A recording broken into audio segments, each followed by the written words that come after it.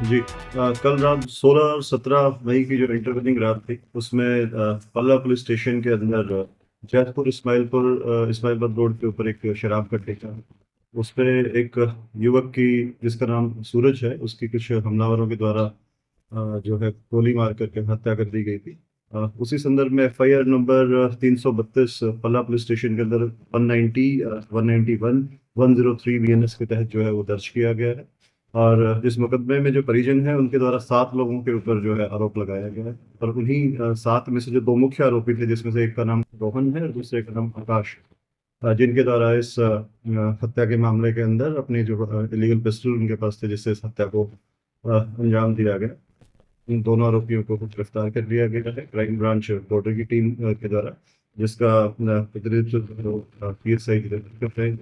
और जो दोनों आरोपी हैं अभी वो पुलिस की हिरासत के अंदर है और उनसे सख्ती से जो है पूछताछ की जा रही है। क्या कारण रहे हैं जो हत्या की गई और फिर उसकी बेकदरी की गई उन्होंने? जी, प्रारंभिक पूछताछ के अंदर जो सामने आया है उसमें जो आरोपी आकाश और रोहन है, ये दोनों चचेरे भाई हैं तथा इन लोगों का जो मृतक सूरज है, जिनके पास में रहता है, जिनके पास ही किराए पर रहता है, देवेंद्र नाम के व्यक्ति जिनके पास ही पहले रहता है।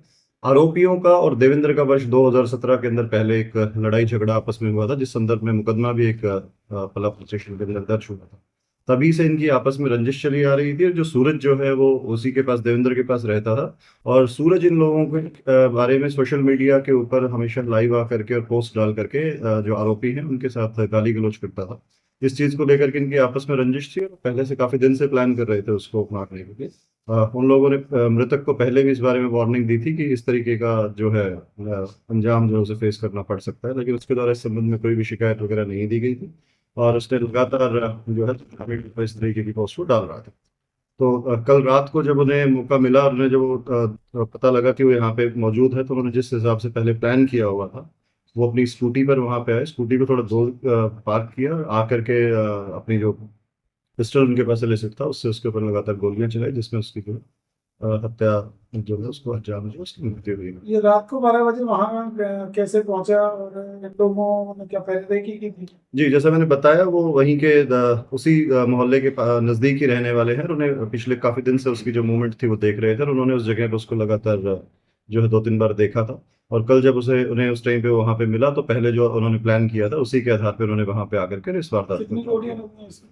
अभी जो प्रारंभिक जांच के अंदर जो सामने आया है उसको लगभग 8-10 फायर जो है मौके पे हुए हैं। बाकी जो पोस्टमार्टम रिपोर्ट के बाद और ये चीज क्लियर हो पाएगी कितने अन्य लोग। आरोपियों की गिरफ्तारी कब तक सर? अभी जो आरोपी मुख्य हैं जिनके द्वारा इस वारदात को अंजाम दिया गया है उनको गिरफ्तार किया गया है और उनसे पूछताछ जारी है। अभी सीसीटीवी फुटेज के आधार पर इन्वेस्टिगेशन की जा रही है तथा आरोपी से पूछताछ की जा रही है।